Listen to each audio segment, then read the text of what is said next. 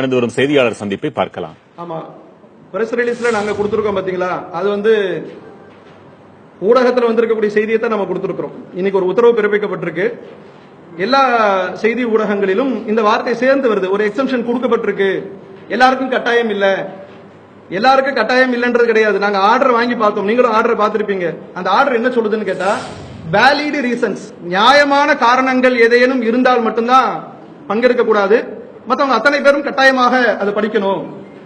வந்தே மாதரம் சொல்வதற்கு is any difficulty, ஏதேனும் அவர்களுக்கு சிரமம் இருந்தால் அவர்கள் அதற்குரிய நியாயமான காரணத்தை சொல்லணுமா? நியாயமான காரணத்தை எப்படி அளக்கிறது? How can we measure the valid reason?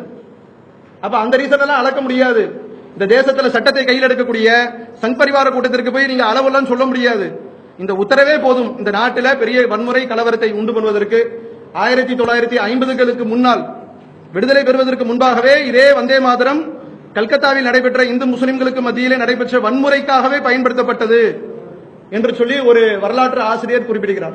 Vande Mataram எதற்காக உருவாக்கப்பட்டது என்று சொன்னால், இந்துக்களையும் முஸ்லிம்களையும் பிரித்து அடையாளம் கண்டு கலவரம் செய்வதற்காக, முஸ்லிம்களுக்கு எதிராக வன்முறையில் ஈடுபடுவதற்காகவே இது எழுதப்பட்டது என்று சொல்லி ஒரு நூலில் பதிவு செய்யப்பட்டிருக்கிறது. வரலாற்று ஆசிரியர் குறிப்பிடுகிறார்.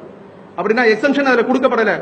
விரும்பியவர்கள் பங்கெடுங்க, அழுத்தம் கொடுக்க வேண்டாம், அதெல்லாம் ஊடகங்களில் வந்திருக்கக்கூடிய செய்தி. அந்த ஆர்டர்ல அப்படி கிடையாது.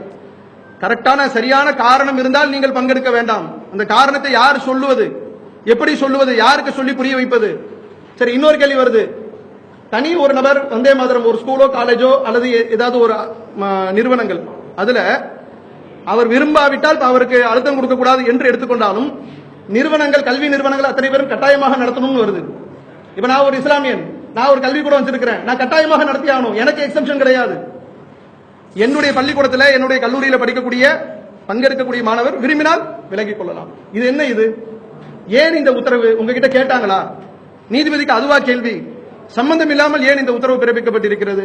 அதுவும் தேசம் இந்த வழியில போய் கொண்டிருக்கக்கூடிய நேரத்தில் கடந்த 3 ஆண்டு கால பாஜக ஆட்சி எப்படி செல்லுகிறது என்பது நன்றாக தெரியும்.